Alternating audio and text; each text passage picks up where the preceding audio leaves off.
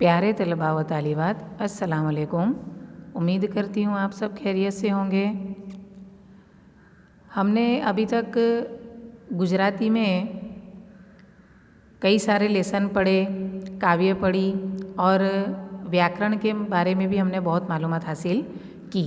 व्याकरण में हमने काफ़ी कुछ देखा, कई सारे टॉपिक देखे, जैसे संधि, समास, वाक्यना प्रकार, जिसमें कर्तरी, कर्मणि, भावे, प्रेरक, उसके बाद विशेषण, कई सारे टॉपिक हमने देखे।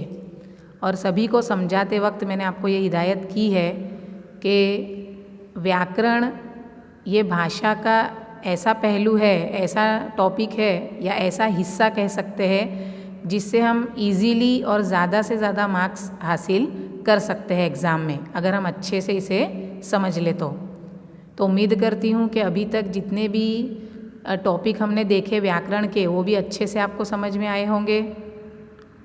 तो आज हम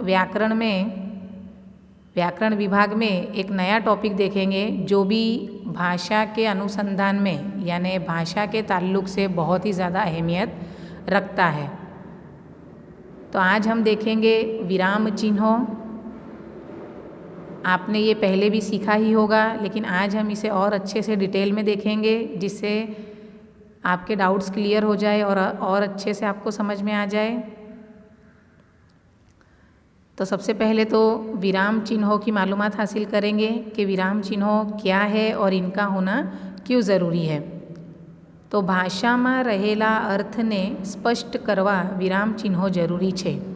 क्या कहते हैं कि भाषा में जो भाषा हम बोलते हैं उसके अर्थ को स्पष्ट करने के लिए, उसके मतलब को साफ समझने के लिए विराम चिन्हों का होना बहुत ही ज़्यादा ज़रूरी है। ભાષાની ઉક્તિમાં જે અટક સ્થાનો છે તે દર્શાવવા તેમજ અર્થની દ્રષ્ટિએ વાક્યના ઘટકોનો જુદી જુદી જાતનો સંબંધ દર્શાવવા લેખનમાં જે ચિહ્નો વપરાય છે તેને વિરામ ચિહ્નો કહે છે। તો વિરામ ચિહ્નો કિને कहते हैं, किसे कहते हैं? तो भाषानी उक्तिમાં, तो भाषा की जो उक्ति होती है, वाक्य होता है, उसमें जो अटक स्थान हो यानी जहाँ हम अटकते हैं, बोलते वक्त जहाँ जहाँ हम अटकते हैं वो बताने के लिए और अर्थ की दृष्टि से यानी मतलब समझाने के नज़रिए से अलग अलग जिससे बातों का जो हम ताल्लुक़ बताते हैं, तो लिखते वक्त जिसका हम इस्तेमाल करते हैं मतलब समझाने के लिए वाक्यों का, उसे विराम चिन्ह कहते हैं। मिसाल के ज़रिए आगे समझेंगे ताकि और अच्छे से आपको समझ में आए। तो सबसे पहले हम देखेंगे विराम चिन्हों महत्व। तो विराम चिन्हों का महत्व क्या होता है, उसकी अहमियत क्या होती है भाषा में, वो देखते हैं। विराम चिन्हों ये भाषा लेखनનો प्राण છે, तेना सिवाय भाषा समझवी अघरी છે। विराम चिन्ह जो है वो भाषा लेखन का प्राण है, उसकी जान है, उसके बिना भाषा को समझना बहुत ही मुश्किल है। अघरी છે मतलब मुश्किल है। विराम चिन्होનો યોગ્ય ઉપયોગ ન કરવામાં આવે તો અર્થનો અનર્થ થવાનો સંભવ રહે છે। क्या कहते हैं कि विराम चिन्हों का अगर मुनासिब जगह पर इस्तेमाल नहीं किया जाए तो अर्थ का अनर्थ भी हो सकता है। जो बात हम कहना चाहते हैं उसकी गलत इफ़ेक्ट या ऑपोजिट इफ़ेक्ट भी हो सकती है। तो सही जगह पर सही विराम होना चाहिए और लिखते वक्त विराम चिन्ह भी सही जगह पे उसका इस्तेमाल करना चाहिए। तो मिसाल के ज़रिए समझेंगे। मिसाल पे ध्यान दीजिएगा। सबसे पहले अहीं गंदगी करवी नहीं, करनार ने सजा थशे। यहाँ इसका क्या मीनिंग है? यहाँ पहले तो बोलते वक्त देखिए कि आप कहाँ रुक रहे हैं। अहीं गंदगी करवी नहीं, यहाँ आप रुक गए तो यहाँ आपने विराम ले लिया, यानी आपने आराम ले लिया, थोड़ा आप रुक गए, तो वहीं यहाँ आ जाएगा ये अल्प विराम यानी कि विराम चिन्ह है एक। करनार ने सजा थशे, तो यहाँ क्या कह रहे हैं कि यहाँ गंदगी करनी नहीं है, करने वाले को सजा होगी। यहाँ अल्प विराम के बाद का मतलब हम समझे तो करने वाले को सजा होगी। और अल्प विराम की यानी विराम चिन्ह की जगह अगर बदल दी जाए तो अर्थ का कैसे अनर्थ हो जाता है वो देखेंगे। अहीं गंदगी करवी, उसके बाद हम विराम ले लेंगे, विराम चिन्ह रख देंगे, नहीं करनार ने सजा थशे। देखिए यहाँ अर्थ का अनर्थ हो गया, बात पूरी ऑपोजिट हो गई। कि यहाँ गंदगी करनी है, नहीं करने वाले को सज़ा मिलेगी।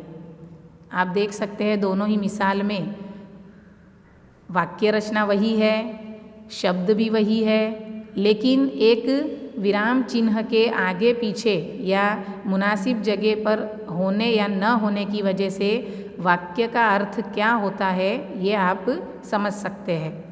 दूसरी मिसाल देखेंगे, चोरी करवी नहीं, अल्प विराम विराम चिन्ह है, करनार ने सजा थशे।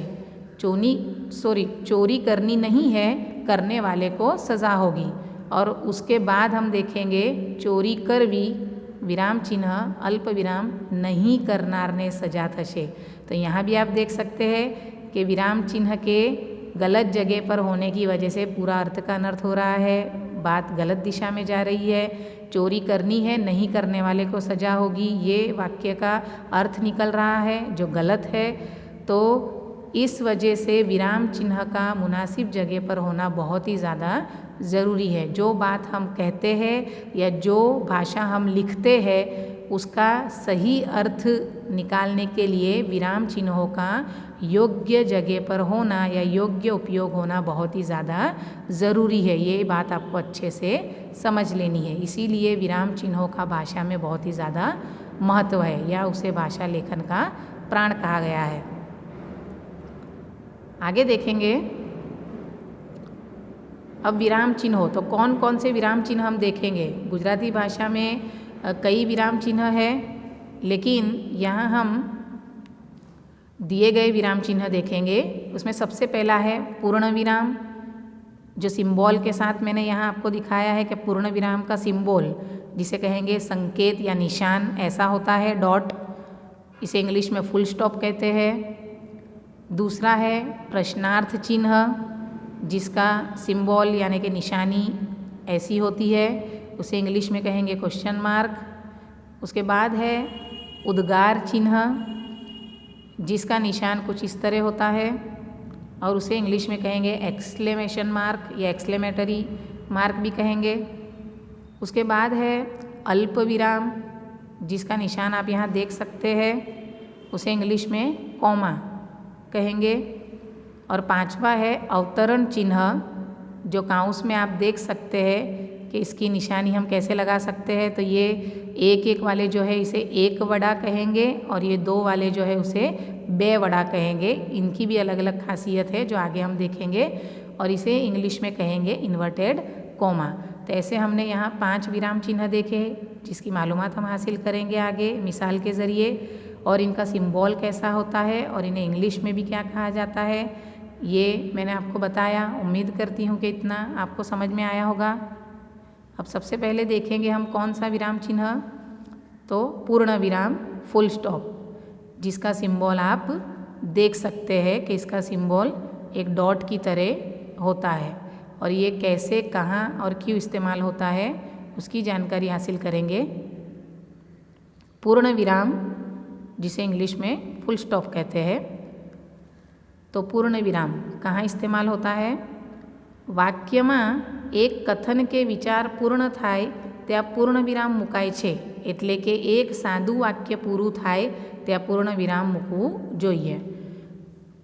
जो भी वाक्य, जो भी जुमला हम बोलते हैं, जो सेंटेंस हम बोलते हैं, तो वो वाक्य यानी वो वाक्य का जो विचार है वो पूरा हो जाने के बाद वहाँ पूर्ण विराम फुल स्टॉप रखते हैं। यानी कि एक सादा सरल वाक्य है जो दूसरे वाक्य पर डिपेंड नहीं है, वो अपने आप में एक स्वतंत्र है, अपना जो मतलब है वो एक वाक्य के ज़रिए ही उसका सार्थक हो जाता है, तो वहाँ हमें पूर्ण विराम रखना चाहिए।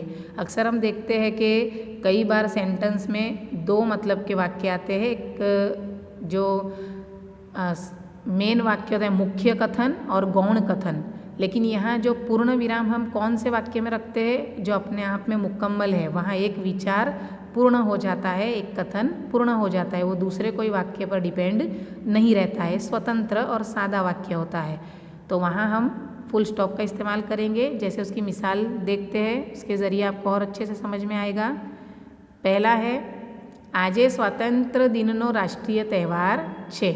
तो यहाँ ये वाक्य आप देख सकते हैं कि ये वाक्य बोलने के बाद इसके पहले या बाद में कोई जुमला हमें ऐड नहीं करना है। ये एक स्वतंत्र और सादा वाक्य है जो पूरा वाक्य पढ़ने पर हमें इसका अर्थ समझ में आ जाता है, कुछ भी बाकी नहीं रहता है। इसीलिए इसके अंत में यहाँ आप देख सकते हैं रेड डॉट यानी फुल स्टॉप पूर्ण विराम वो लगा हुआ है, यानी बात यहाँ पूरी हो रही है।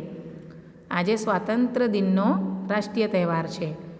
दूसरा है पापनो गड़ो फूटिया बिना रहतो नहीं। ये वाक्य भी अपने आप में स्वतंत्र है, मुकम्मल है, इसलिए इसके अंत में भी फुल स्टॉप लगेगा। अकबर महान बादशाह हतो। चौथी मिसाल है ताजमहल शहनशाहे बंधाव्यो छे।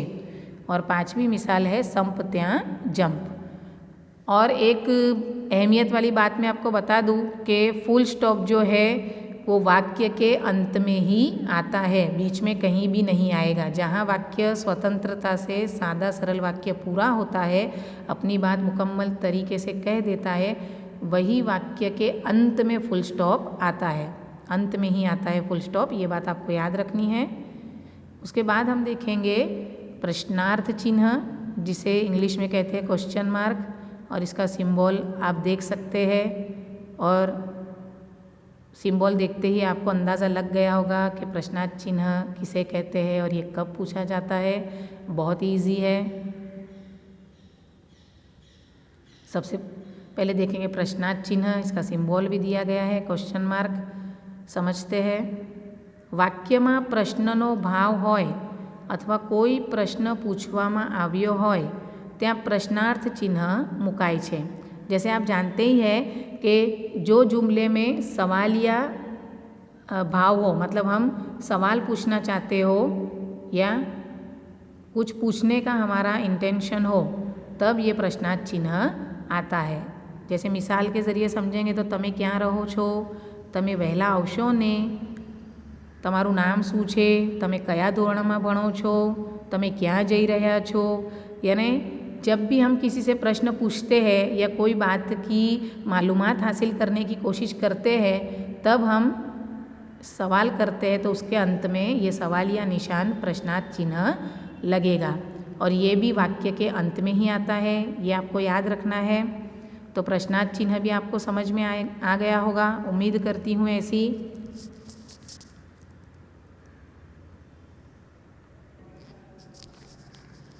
प्रश्नार्थ चिन्ह के बाद हम देखेंगे उद्गार चिन्ह, जिसका संकेत भी दिया गया है, निशानी सिंबल, और उसको इंग्लिश में कहते हैं एक्सक्लेमेशन मार्क। उसकी इमेज आप देख सकते हैं। अब ये कहाँ और कैसे इस्तेमाल होता है उसकी मालूमात हासिल करेंगे। उद्गार चिन्ह एक्सक्लेमेशन मार्क, तो उद्गार चिन्ह का इस्तेमाल कहाँ होता है? उत्साह, आश्चर्य, प्रशंसा, तिरस्कार, घृणा, भाव, चेतवणी, पीड़ा, पछतावो, प्रबल उर्मी, आवेग बतावा उद्गार चिन्ह प्रयोजाय छे।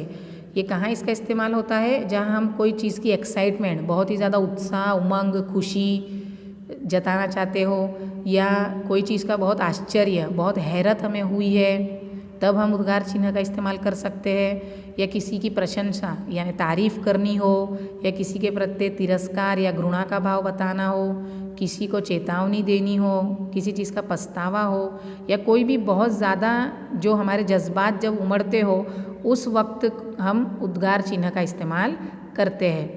तो કેટલાક ચોક્કસ શબ્દો જેવા કે હા, શાબાશ, હાય, અરે, અહો, ઓહો, ખરેખર, ये भाववाही जो उद्गार है, ये उद्गार चिन्ह की पहचान है कि ये जो शब्द है जहाँ इस्तेमाल होते हैं ज़्यादातर वहीं उद्गार चिन्ह आता है।